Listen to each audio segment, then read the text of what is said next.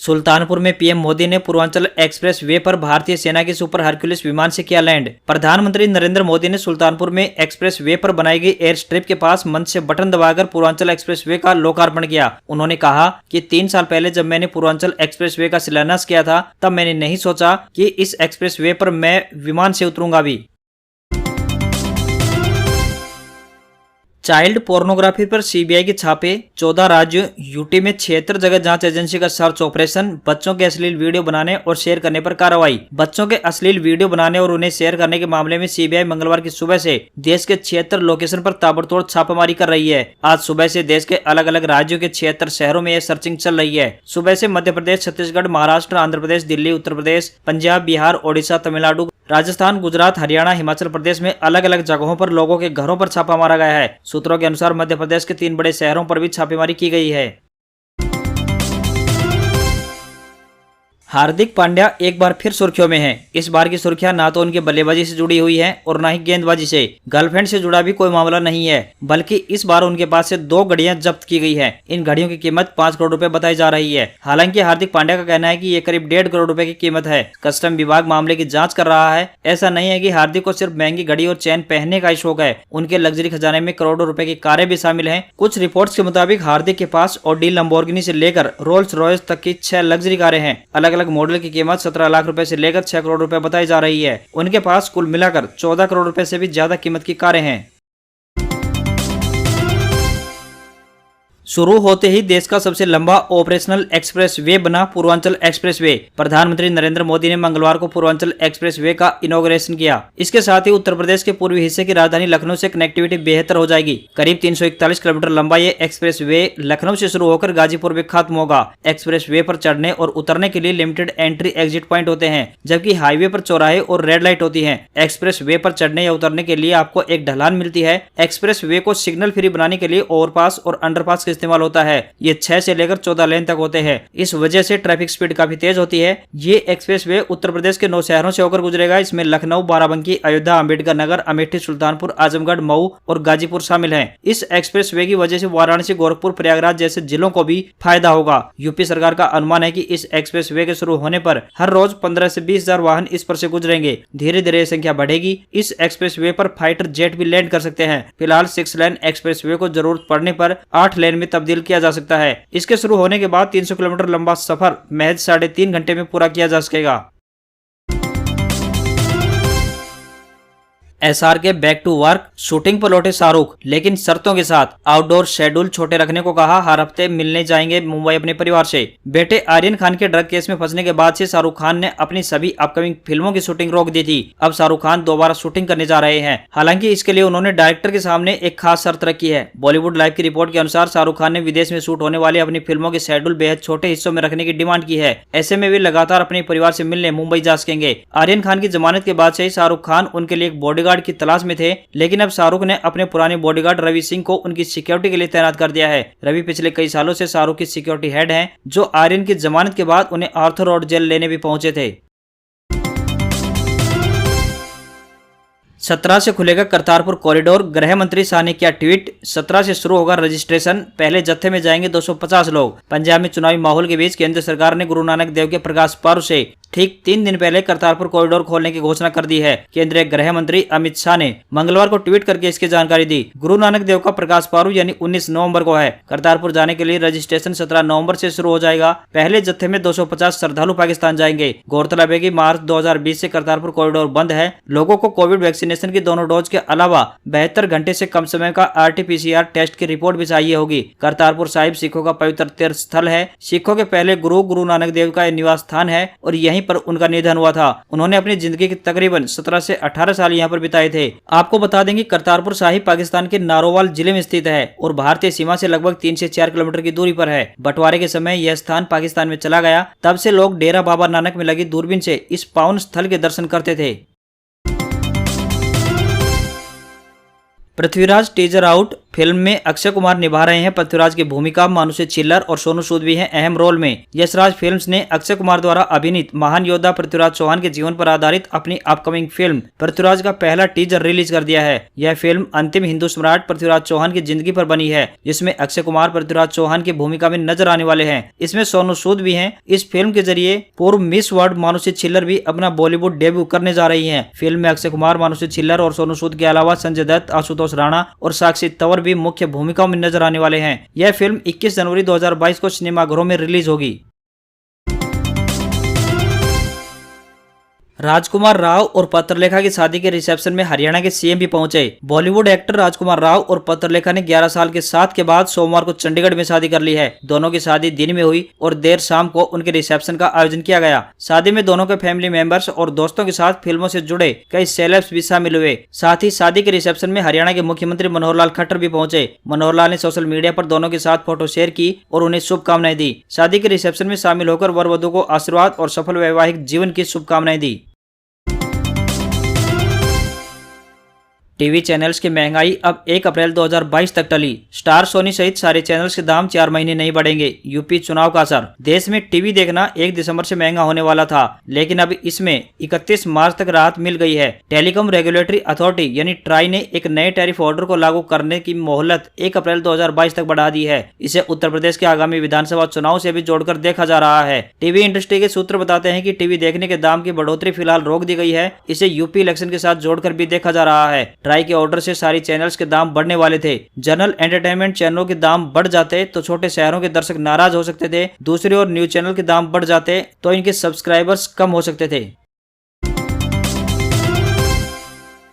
Biden Jinping meeting. US president बोले दोनों देशों में टकराव से बचने के लिए सिस्टम बनाना जरूरी। ताइवान मुद्दे पर रहा फोकस। अमेरिका और चीन के बीच कई मुद्दों पर जारी तनाव के बीच सोमवार को जो बाइडेन ने शी जिनपिंग से वर्चुअल मीटिंग की। इस दौरान बाइडेन ने चीनी राष्ट्रपति से कहा कि तनाव से टकराव पैदा होने की आशंका है और इससे बचने के लिए गार्ड रेल्स जैसा सिस्टम बनाने की आवश्यकता है। गार्ड रेल्स का मतलब एक ऐसी व्यवस्था बनाने से है जिससे अनचाहा संघर्ष टाला जा सके। सीढ़ियों या टूरिस्ट पैलेस पर मौजूद पहाड़ियों पर अक्सर जो सिक्योरिटी रेलिंग लगाई जाती है उसे गार्डलेस कहते हैं। इससे टूरिस्ट सुरक्षित रहते हैं। चीन के अखबार ग्लोबल टाइम्स के मुताबिक बाइडेन और जिनपिंग की यह मीटिंग लगभग 3 घंटे 24 मिनट चली। वहीं CNN के मुताबिक दोनों नेताओं की इस मीटिंग में किसी भी मुद्दे पर किसी तरह की कोई सहमति नहीं बन सकी। इतना जरूर कहा जा सकता है कि टकराव टालने के मुद्दे पर दोनों नेता सहमत नजर आए। चीन बना दुनिया का सबसे अमीर देश, अमेरिका को पछाड़ा। 20 साल में दुनिया की संपत्ति 3 गुना पर चीन की संपत्ति 16 गुना बढ़ी। दुनिया की महाशक्ति माने जाने वाले अमेरिका को पछाड़कर चीन सबसे अमीर देश बन गया है। दुनिया भर के देशों की बैलेंस शीट पर नजर रखने वाली मैनेजमेंट कंसल्टेंट मैजिंडे एंड कंपनी की रिसर्च ब्रांच की रिपोर्ट के मुताबिक पिछले 20 साल में दुनिया की संपत्ति 3 गुना बढ़ी है। लेकिन इस बढ़ोतरी में चीन की हिस्सेदारी 1/3 यानी लगभग 33% है। यानी चीन की संपत्ति करीब 16 गुना बढ़ी है। रिपोर्ट के अनुसार साल 2000 में दुनिया की कुल संपत्ति 156 खरब डॉलर थी, जो 2 दशक बाद यानी साल 2020 के बाद बढ़कर 514 खरब डॉलर हो गई है। रिपोर्ट में कहा गया है कि चीन और अमेरिका के धन का बहुत बड़ा हिस्सा कुछ अमीर लोगों तक ही सीमित है। रिपोर्ट के मुताबिक इन दोनों देशों में 10% आबादी के पास ही सबसे ज्यादा धन है। तालिबान का शक्ति प्रदर्शन। अमेरिकी हथियारों और गाड़ियों के साथ परेड की। काबुल के आसमान में उड़ाए रूसी हेलीकॉप्टर। तालिबानी सेना ने अफगानिस्तान की राजधानी काबुल में अमेरिकी गाड़ियों और रूसी हेलीकॉप्टरों के साथ शक्ति प्रदर्शन किया। परेड के जरिए तालिबान ने दिखाया कि कैसे उसने एक विद्रोही गुट से एक स्थायी सेना में खुद को तब्दील किया है। बता दें कि इसी साल अगस्त में अमेरिकी सेना की वापसी के बाद पीछे छोड़े गए हथियारों का इस्तेमाल तालिबान कर रहा है। परेड में अमेरिकी निर्मित M117 बख्तरबंद सुरक्षा वाहन शामिल थे। तालिबानी लड़ाकों के हाथ में M4 असॉल्ट राइफल थी। ऊपर MI-17 हेलीकॉप्टर गश्त कर रहे थे। लैनकेस्टर यूनिवर्सिटी का शोध। अंग्रेजी ग्रामर हो रही है खत्म, प्रोग्रेसिव स्पेलिंग का चलन। ऑनलाइन प्लेटफॉर्म पर शब्द सीमा के कारण नए व्याकरण का दौर। सोशल मीडिया पर मैसेजिंग से संवाद में कई गुना तेजी आई है, लेकिन पिछले 30 साल के दौरान अंग्रेजी ग्रामर लगभग सोशल मीडिया पर खत्म हो रही है। ट्विटर जैसे ऑनलाइन प्लेटफॉर्म जहां शब्द सीमा होती है, अंग्रेजी ग्रामर का अपस्ट्रॉफी S लगभग खत्म हो गया है। यूजर्स अब अंग्रेजी की स्थापित वर्तनी का इस्तेमाल नहीं करते हैं। अंग्रेजी में अपस्ट्रॉफी S का इस्तेमाल किसी का अधिकार या फिर मालकियत दिखाना होता है। अब लोग एपोस्ट्रोफी की जगह साधारण एस जोड़कर लिखने लगे हैं, जो बहुवचन के लिए इस्तेमाल होता है। सोशल मीडिया पर अंग्रेजी वर्णमाला का सबसे ज्यादा इस्तेमाल होता है। अंग्रेजी की स्थापित ग्रामर की बजाय नए तरीकों से शब्दों को लिखने के चलन को प्रोग्रेसिव स्पेलिंग कहा जाता है। इस चलन का अंग्रेजी भाषाविदों ने विरोध किया है। वे कहते हैं कि यह अंग्रेजी के लिए ठीक नहीं है। डिजिटल टोकन को रेगुलेट करने की तैयारी, रिजर्व बैंक ने शुरू की कवायद, क्रिप्टो करेंसी के कारोबार को मिल सकती है मंजूरी। देर सवेर ही सही भारत में क्रिप्टो करेंसी को शर्तों और नियमों के साथ मंजूरी मिल सकती है। ऐसा इसलिए क्योंकि भारतीय रिजर्व बैंक यानी आरबीआई ने 2 नवंबर को क्रिप्टो करेंसी कारोबार से जुड़े अहम लोगों के साथ मीटिंग की थी। इसके बाद केंद्र सरकार ने शनिवार को आरबीआई और दूसरी मुख्य एजेंसियों के साथ इस बारे में बैठक की। ऐसा माना जा रहा है कि चीन में भले ही क्रिप्टो पर पूरी तरह से प्रतिबंध लगा हो, पर भारत में कुछ नियंत्रण और शर्तों के साथ इसे मंजूरी मिल सकती है। सैमसंग गैलेक्सी A32 का नया वेरिएंट लॉन्च। अब फोन में 8GB रैम और 128GB स्टोरेज मिलेगा। कीमत 23,499 रुपए होगी। सैमसंग ने अपने नए स्मार्टफोन सैमसंग गैलेक्सी A32 का नया वेरिएंट भारत में लॉन्च कर दिया है। गैलेक्सी A32 को अब 8GB रैम और 128GB स्टोरेज में खरीदा जा सकता है। सैमसंग गैलेक्सी A32 के 8GB रैम और 128GB स्टोरेज मॉडल को 23,499 रुपए में लॉन्च किया गया है। इसे ऑफलाइन और ऑनलाइन स्टोर से खरीदा जा सकेगा। फोन को awesome black, awesome white, awesome blue और ऑसम वायलेट कलर ऑप्शन में खरीदा जा सकेगा, जिसका रिफ्रेश रेट 90 हर्ट्ज है। फोन में MediaTek Helio G80 processor, 8GB RAM और 128GB तक की स्टोरेज मिलेगी, जिसे मेमोरी कार्ड की मदद से 1 TB तक बढ़ाया जा सकेगा। 8GB रैम वाले मॉडल के साथ 4GB वर्चुअल रैम भी मिलेगी।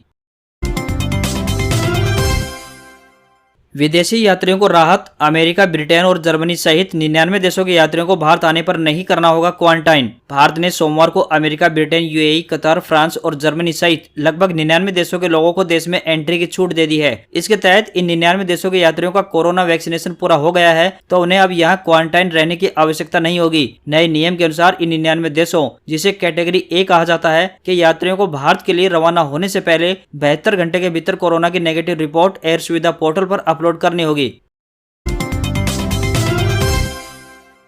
सरकारी नौकरी अपडेट। राजस्थान ग्रामीण विकास एवं पंचायती राज विभाग के 106 पदों पर निकली भर्ती। कैंडिडेट्स के लिए 9 दिसंबर है आवेदन की आखिरी तारीख। राजस्थान ग्रामीण विकास एवं पंचायती राज विभाग यानी RDPRD की ओर से कई पदों पर भर्ती के लिए वैकेंसी निकली है। इसमें ऑनलाइन अप्लाई करने के लिए उम्मीदवारों को ऑफिशियल वेबसाइट rdprd.gov.in और socialaudit.rajasthan.gov.in पर जाना होगा। इस वैकेंसी के माध्यम से सामाजिक विकास विशेषज्ञ, राज्य संसाधन व्यक्ति और जिला संसाधन व्यक्ति के पदों पर भर्ती की जाएगी। इसमें आवेदन प्रक्रिया ऑनलाइन मोड में आयोजित की गई है। आवेदन करने के लिए उम्मीदवारों को 9 दिसंबर 2021 तक का समय दिया गया है। उम्मीदवारों की उम्र 21 से 40 वर्ष के बीच होनी चाहिए।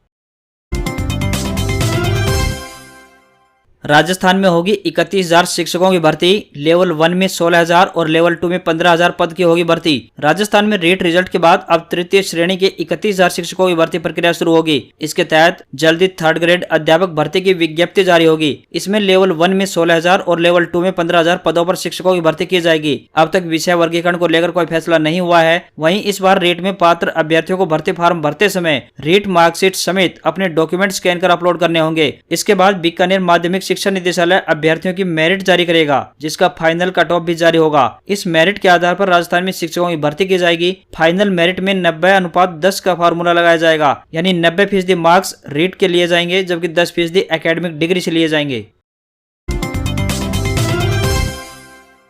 भारत न्यूजीलैंड सीरीज के बारे में जानिए सब कुछ। कितने बजे शुरू होंगे मुकाबले, कहां देखें मैच और क्या है टीम का पूरा शेड्यूल। 17 नवंबर से भारत और न्यूजीलैंड के बीच T20 सीरीज का आगाज होने जा रहा है। वहीं पहला टेस्ट मैच 25 नवंबर से खेला जाना है। रोहित शर्मा न्यूजीलैंड के खिलाफ T20 सीरीज में टीम इंडिया की कप्तानी करते दिखाई देंगे। विराट कोहली के भारतीय T20 टीम की कप्तानी छोड़ने के बाद यह पहला मौका होगा जब रोहित टीम की कमान संभालेंगे। वहीं राहुल द्रविड़ पहली बार टीम इंडिया की कोचिंग करते नजर आएंगे। वहीं KL राहुल इस सीरीज में भारतीय T20 टीम के उपकप्तान रहेंगे। विराट कोहली, हार्दिक पांड्या, जसप्रीत बुमराह, मोहम्मद शमी और जडेजा को सीरीज के लिए आराम दिया गया है। अजिंक्य रहाणे पहले टेस्ट में टीम के कप्तान होंगे। कोहली दूसरे टेस्ट में टीम के साथ जुड़ेंगे। T20 और टेस्ट सीरीज के सारे मैच टीवी पर स्टार स्पोर्ट्स चैनल और ऑनलाइन हॉटस्टार पर देखे जा सकते हैं। मुकाबला शाम 7 बजे शुरू होगा। वहीं टॉस 6:30 बजे शुरू होगा।